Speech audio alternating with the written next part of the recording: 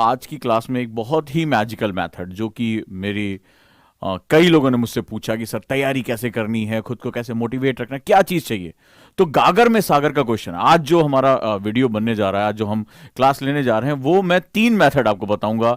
Best method, rest method, test method. बहुत ही अच्छा, आपको लग रहा होगा ये क्या चीजें हैं, तो इसके बारे में आपको मैं आज डिफाइन करूंगा कि कैसे आप इसको प्रयोग करके अपनी पूरी तैयारी, चाहे आप किसी भी साल एग्जाम देने जा रहे हो, ये 3 method best, rest and test method क्या होता है और इसके माध्यम से हम क्या हासिल कर सकते हैं, इसके बारे में आपको बताऊंगा। और पूरे साल अगर आप इस पे काम कर पाते हैं और जो मैंने आपको 12 महीने का टाइम टेबल दिया उसके साथ अगर आप काम कर पाते हैं तो आप लोगों की जिंदगी में एक बहुत बड़ा पॉजिटिव चेंज आएगा।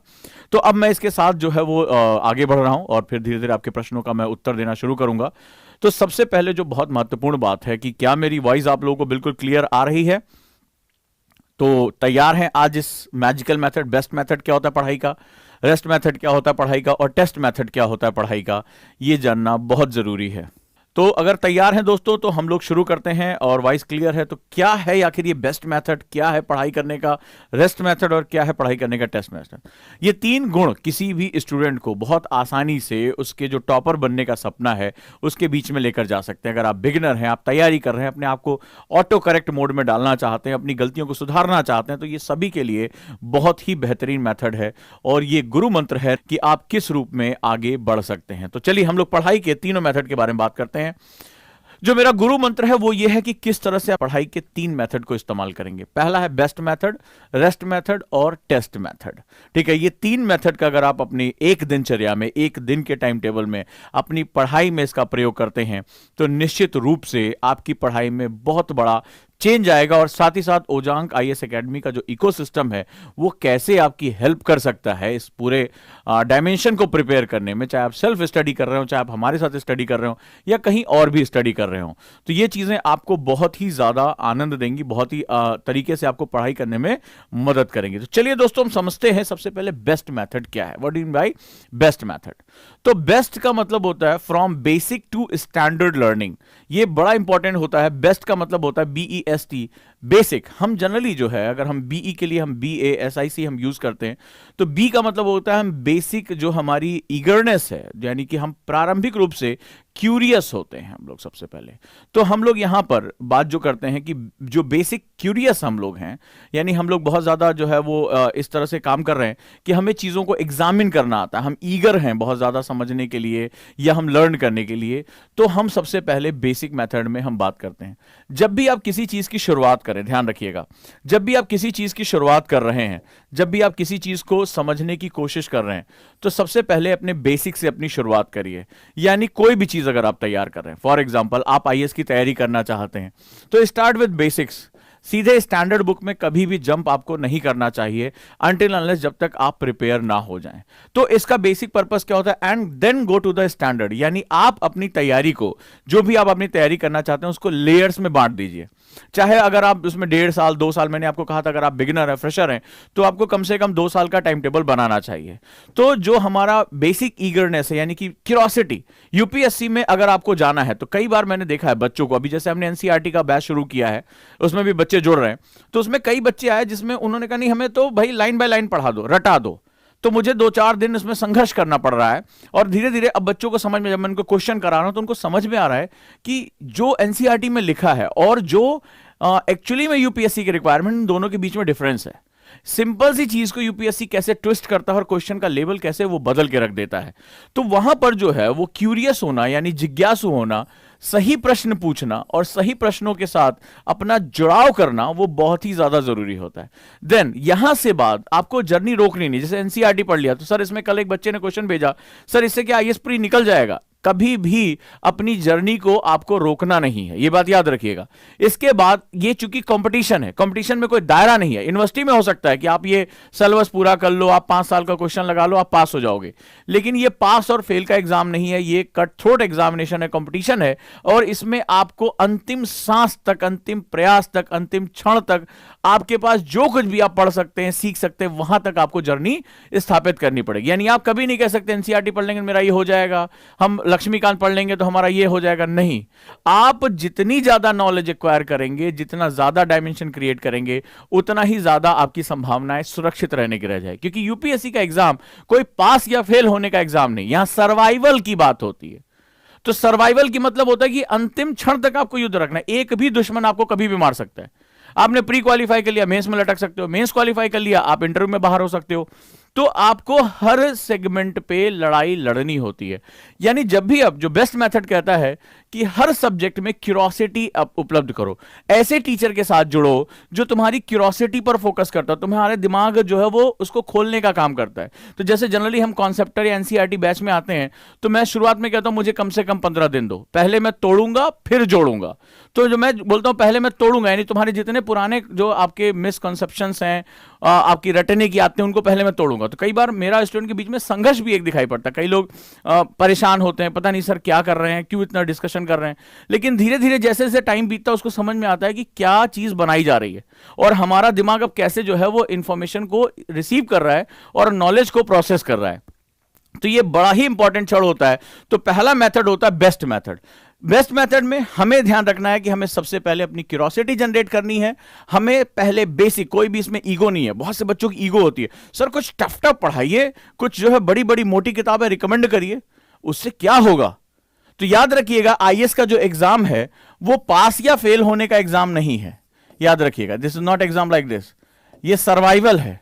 तो सर्वाइवल की जब बात होगी तो सर्वाइवल में आपको एंड पॉइंट तक, मतलब एक दिन पहले तो भी आपको हमेशा तैयार रहना पड़ेगा, नया को सीखना पड़ेगा, कोई लिमिट नहीं बनानी पड़ेगी, स्टैंडर्ड अपना हमेशा क्या करना पड़ेगा, राइज करना पड़ेगा। और रीडिंग से ज्यादा लर्निंग यानी सीखने की प्रक्रिया लगानी पड़ेगी। और आपने कई लोगों के मुंह से सुना होगा, जो सीखने वाला व्यक्ति होता है जीवन पर्यंत सीखता है। वो कहता है मैं तो एक लर्नर हूं, अभी मुझे बहुत कुछ सीखना बाकी है। राइट, बहुत कुछ सीखना बाकी। विवेकानंद जैसे ज्ञानी व्यक्ति कहते हैं कि अगर मैं ध्यान के विषय में जानता हूं तो शायद मैं इसका 1% भी अनुभूति नहीं कर पाया हूं। अभी बहुत कुछ है जो मेरे जीवन काल के बाद भी, अगर मुझे जीवन और लंबा मिलता तो मैं और ज्यादा सीखने का प्रयास करता। क्लियर है? तो लर्निंग प्रोसेस ऐसे होती है। तो बेसिकली बेसिक का जो हमारा पहला कॉन्सेप्ट हो गया वो होता है लेवल वाइज स्टडी। कभी भी जब आप अपनी तैयारी करें, आप 2 साल का टारगेट लेके चल रहे हैं, 3 साल का टारगेट लेके चल रहे हैं, इसके लेवल्स को डिवाइड कर दीजिए, इसके जो है वो सेगमेंट्स को डिवाइड कर दीजिए और जीरो से हीरो का सफर करिए। ये बिल्कुल ऐसा है। हमारा माइंड भी एक मसल होता है, ध्यान से इस बात को समझिएगा। जैसे हमारी मसल्स होती है, आप पहली बार जिम जा रहे हैं, थोड़ी कल्पना करिए, मैं आपको आपकी सिचुएशन बताता हूं कि आपसे बेसिक गलतियां होती कहां हैं। आप इंटरनेट पे जाते हैं, बेसिक बुक्स के टॉपर ने ये किताबें पढ़ी, आपने बड़ी बड़ी किताबें, आप अभी एक जो है वो बच्चा था, उसने मुझे भेजा कि सर मैं दिल्ली आया हुआ हूं और मैंने ये किताबें, उसने जब मुझे लिस्ट भेजी तो मुझे खुद घबराहट हो गई। मैंने पूछा क्या करते, बोला अभी ग्रेजुएशन फर्स्ट ईयर में गया हूं। और उसने जो किताबें खरीदी थी वो मतलब एक बहुत ही, जब तक पोस्ट ग्रेजुएशन लेवल या बच्चे की कम से कम एक बहुत अंडरस्टैंडिंग ना डेवलप हो जाए तब तक वो किताब वो टच नहीं कर सकता। बोला, मैंने कहा ये किताब सजेशन तुमने किसने दिया, किसने जो खरीदे? बोला इंटरनेट पे सब चेक किया है सर, आप रिकमेंड कर दिए, सारी किताबें ओके हैं, बहुत बढ़िया है। मैंने कहा खरीद लिया तो मुझसे क्या पूछ रहे हो तुम? तो उसने भारी भारी किताबें जो है वो डीडी बसु, जैसे मैंने कहा कि उसने मिश्रापुरी, ये बड़ी जो किताबें वो जो है बोल पाया, मोटी जितनी सुंदर सुंदर दिखी, उसने सब खरीद ली। जो कि शायद अभी वो उसका बेसिक्स भी नहीं जानता। वो किताबें धीरे धीरे उसको बहुत परेशान करेंगी। सीखने की प्रक्रिया होती किसी भी चीज में। आप एग्जांपल लीजिए, आप जिम जाते हैं फॉर एग्जांपल, तो जब जिम जाते हैं तो ट्रेनर आपको, कभी आप में से कोई जिम किया, मेरी बात को ध्यान समझिएगा, एनएलपी के हिसाब से बताऊंगा। तो अगर कभी आप जिम जाते होंगे तो आपने नोटिस किया होगा कि ट्रेनर पहले कहता वार्म अप करो। आप कहते नहीं नहीं हमें बॉडी बनानी, हम तो देख के आए आर्नल्ड श्वार्ज़नेगर बनना है। बोला नहीं, पहले वार्म अप करो। पहले वो 1 हफ्ता क्या करता है, स्ट्रेचिंग कराता है, सारी एक्सरसाइज थोड़ा थोड़ा कराता है, बॉडी को खोलता है। 1-2 दिन बाद आप देखते हो कि हाय दैया, इधर थाइज में पेन, हाथ में पेन, पीठ में दर्द, ये होता है थोड़ा थोड़ा। फिर वो आपको थोड़े थोड़े वजन देता है, मुझसे बोलता नहीं नहीं ज्यादा वाला करता है, मना करता है। अच्छा कोच होगा, मना करेगा, नहीं पहले हल्का वेट, लाइट वेट पे करो, ठीक है, बॉडी को वार्म अप करो, बॉडी को वियर एंड टीयर से बचाना है, टूटने फूटने से बचाना है। फिर धीरे धीरे जब तुम रेगुलर हो जाते हो, तुम्हारी हैबिट्स चेक करता है, फिर वो तुम्हें धीरे धीरे वेट बढ़ाता है कि भाई चलो 5 पाउंड और बढ़ा दिया, 10 पाउंड और बढ़ा दिया। होता है ऐसा। एक्चुअली में हमारे माइंड के साथ भी ऐसा ही होता है। क्या होगा अगर पहले दिन तुम जाओ और ढेर सारे वेट तुम उठा लो? तुमने जिम में कई वीडियोस देखी होंगी जिसमें लोगों को बहुत चोट लग जाती है, वियर एंड टीयर हो जाता है और वो महीनों फिर जिम नहीं जा पाते। पैसा भी बर्बाद होता है और समय भी बर्बाद होता है और एक डर अलग जिंदगी भर के लिए बैठ जाता है। तो यहां जो होता है वो यही माइंड भी हमारा होता है। आप यूपीएससी में जा रहे हैं, एक लर्निंग डायमेंशन है। हम सबसे बड़ी बात, हमारी जो गलती होती है वो हम रीडिंग और लर्निंग के बीच का अंतर ही नहीं जानते। तो बेसिक मेथड जो मैंने आपको बताया, बेस्ट मेथड क्या कहता है? बेस्ट मेथड कहता है ये जीरो से हीरो का सफर है। यानी पहले ब्रेन को वार्म अप करने दो, सब्जेक्ट के बारे में जानने दो, क्या है हिस्ट्री, क्या हम बात कर रहे हैं, ये क्या है पॉलिटी, कैसे होता है। तो इसमें ईगो नहीं डालनी है कि नहीं पहले हम बड़का वाला पढ़ेंगे, जो मोटी वाली किताब पढ़ेंगे तभी हम जो आईएएस बनेंगे, बहुत बड़ा एग्जाम दे रहे हैं। ये कहता है कि किताबें तो रीड की जाती हैं, रीडिंग और लर्निंग के बीच का अंतर जिस दिन तुम समझ गए उसी दिन समझ जाओगे कि तुम्हें कैसे तैयारी करनी है।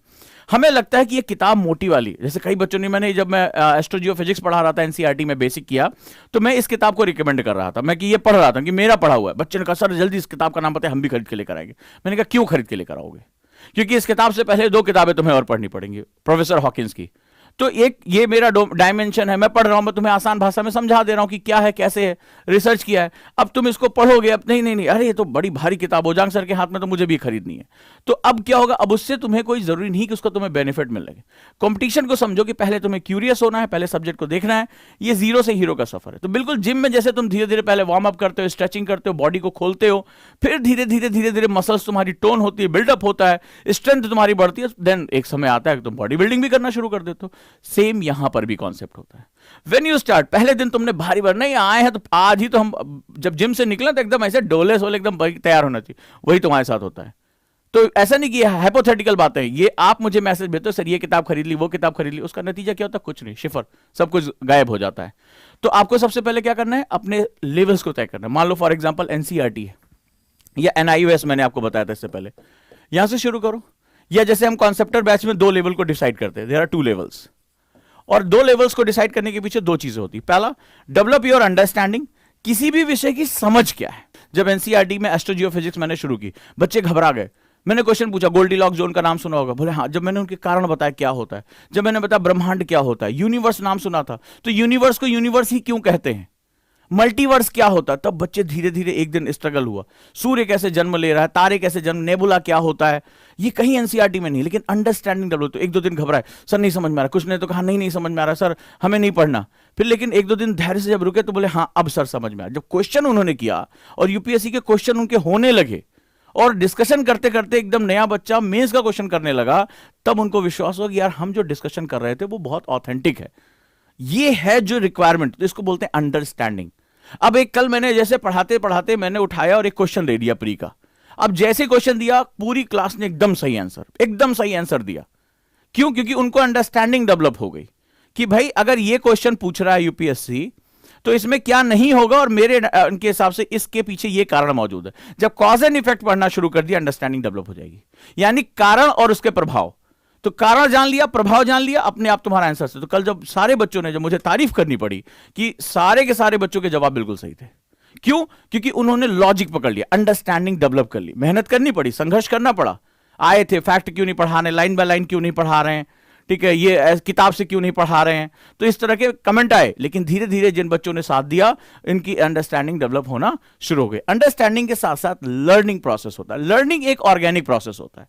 हम लोग को लगता है कि किताब से पढ़ लिया तो उसको लर्निंग कहते हैं। लर्निंग का मतलब होता है जो आपने पढ़ा है उसको अप्लाई कितना अच्छा कर सकते हो। लर्निंग एक कॉन्टिन्यूअस प्रोसेस होता है जहां पर एक तृष्णा, एक प्यास होती है कि मुझे लगातार नया कुछ प्रयोग करना है, लगातार नया कुछ सीखना है। This is known as learning process.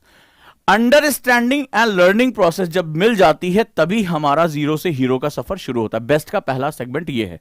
हम जनरली जो रीडिंग करते हैं ये रीडिंग नहीं है, दिस इज नॉट रीडिंग कि बुक पढ़ लिया तो ये हम जो है वो सीख गए। नहीं, बुक किसके पास नहीं यार, एनसीईआरटी किसके पास नहीं है, बिपिन चंद्रा किसके पास नहीं, लक्ष्मीकांत कौन नहीं आज के डेट में उपलब्ध है, किसके पास द हिंदू, जागरण, ये सब नहीं है, सबके पास है। रीडिंग कर रहे हैं और सोच रहे हैं कि मैं आईएएस की तैयारी कर रहा हूं, जबकि आईएएस की तैयारी के लिए 2 कॉन्सेप्ट बहुत इंपॉर्टेंट है। That is from start your basics and go to the standard. Standard means that is the learning process establish करो। सीखने की प्रक्रिया में आओ कि ठीक है, मैंने कल जो है सर ने मुझे कल जो है वो इकोनॉमी का सिद्धांत पढ़ाया, इकोनॉमी का सिद्धांत मैंने सीख लिया। अब मैं ये देख रहा हूं कि सरकार की जो नीतियां हैं वो कहां तक यूज हो सकती हैं। आज मेरे आसपास जो गरीबे हैं उनको निपटने के लिए मैं क्या चीजों का इस्तेमाल कर सकता हूं। राष्ट्रीय सुरक्षा क्या होती है। कल जैसे एनसीईआरटी में जब हमने देखा तो हमने एक लगे हाथ, मैंने कहा जब इतने जोशीले स्टूडेंट आ गए हैं, इतने अच्छे स्टूडेंट हैं, तो टीचर भी बड़ा जो है वो क्या होता है, सिखाने के लिए स्टिमुलेट होता है। मैंने आईटीआर मेंस का क्वेश्चन करा दिया, international thermonuclear experimental reactor.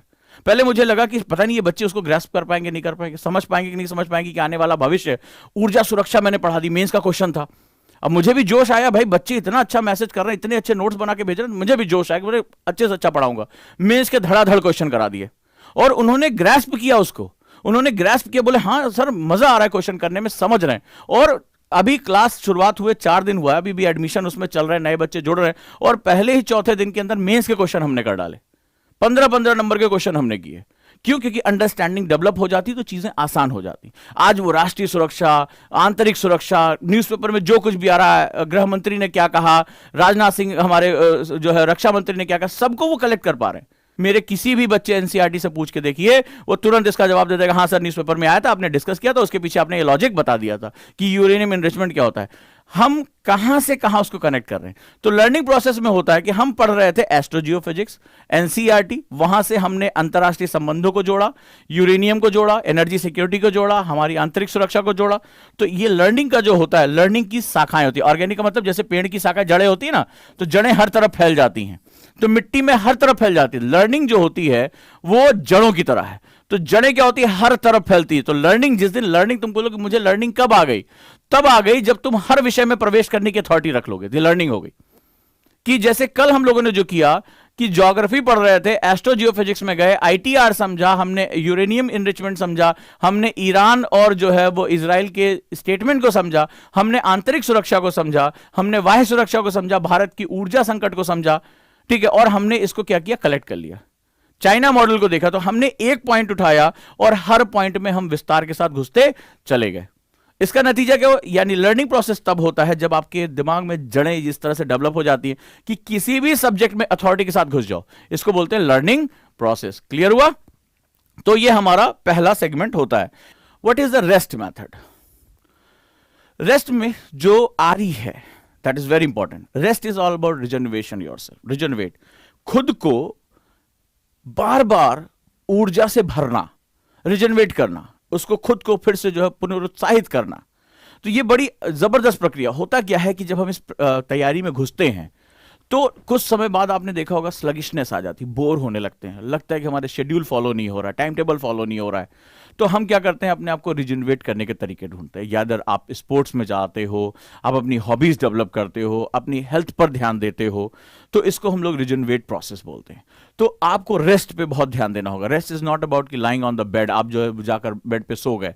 Rest का मतलब होता है find out the regeneration skill. अपने टाइम टेबल में अपने आप को रिजन, थोड़ी देर आधा घंटा फुटबॉल खेलने चले गए, स्पोर्ट्स एक्टिविटी की, ताकि आपकी बॉडी में जो है वो ऐसे हार्मोन्स जनरेट हो जो आपको खुश रखना सकें और आपकी जो निगेटिविटी है वो खत्म हो, आपको नए सोचने के रास्ते मिले।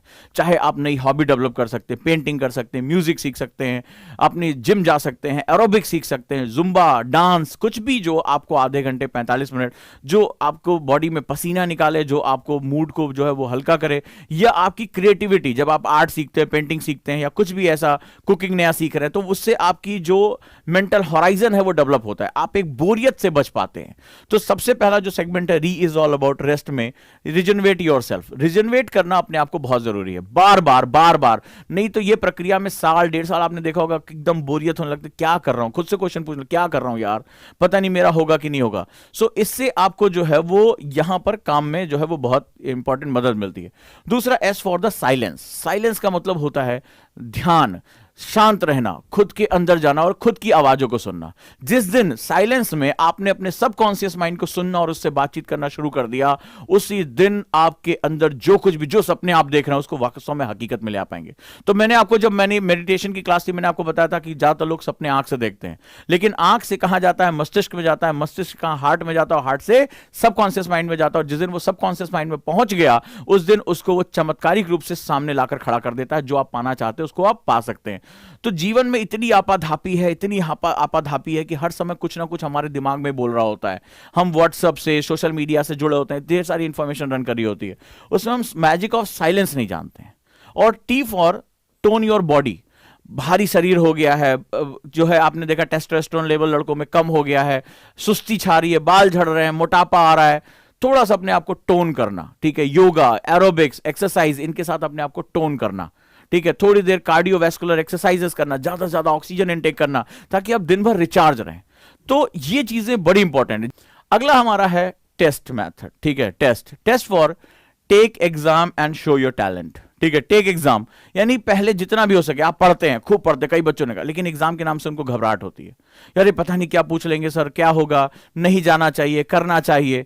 तो यहां जो सबसे इंपॉर्टेंट 3 चीजें, एक तो पहले जीरो से हीरो का सफर तय करिए, अपने बेसिक से शुरू करके अंडरस्टैंडिंग डेवलप करते हुए, लर्निंग प्रोसेस में जाते हुए अपने स्टैंडर्ड्स की तरफ बढ़िए। दूसरा, मैंने आपको बताया कि अपने ऊपर काम करिए, आप अपने रिजर्वेशन के लिए ध्यान करना, बॉडी को टोन अप करना, डांस सीखना, म्यूजिक सीखना, ये जरूरी होता है। आपको लगेगा ये मेरा सर मेरे पास कहाँ इतना टाइम है, तो भैया टाइम इसी के बीच में निकलता है, और इसी के साथ ही नहीं तो लगातार तुम ये सोच रहे हो कि 12-14 घंटे पढ़ के तुम सिलेक्शन ले लोगे, तो बॉडी जो है उसके बाद वो 6-7 घंटे के बाद अचानक से वो क्या होती है, वो बहुत ही रिवोल्ट करने लगती है, जबरदस्ती एक आध हफ्ते तो बिठा लोगे, लेकिन तुमने महसूस किया होगा फिर दूसरे हफ्ते टाइम टेबल फॉलो नहीं होता है, यकीन मानो ऐसा ही होता है। तो अब ऐसी कंडीशन में हमें यहां पर इस तरह से काम करना है। तो टेस्ट बहुत जरूरी है, आप जब पढ़ाई करें टेस्ट दे, जैसे हम एनसीईआरटी में बहुत से टेस्ट ले रहे हैं, बहुत से लगातार हमारा डिस्कशन होता है, रेगुलर हम क्वेश्चन के बेसिस पे जाते हैं, तो हर उस कंडीशन में take exams and show your talent, और दुनिया को दिखाएं, अपने दोस्तों को बताएं कि आप कहां पे आगे जा रहे हैं, तो और उनसे बात करें, अपने जो है वो मार्क्स कंपेयर करें। तो इसके लिए हम लोगों ने एक सेगमेंट लॉन्च किया, ओजांग टेस्ट प्रैक्टिस, ओटीपी। आप लोगों ने ये ऐप डाउनलोड कर लिया होगा या ब्राउजर पे भी जा सकते हैं। डेली इसमें ढेर सारे टेस्ट आ रहे हैं, ऑब्जेक्टिव टेस्ट, सब्जेक्टिव क्वेश्चंस इसमें होते हैं, आप इसको जरूर यूज किया करिए, ये आपके लिए बहुत बहुत महत्वपूर्ण है।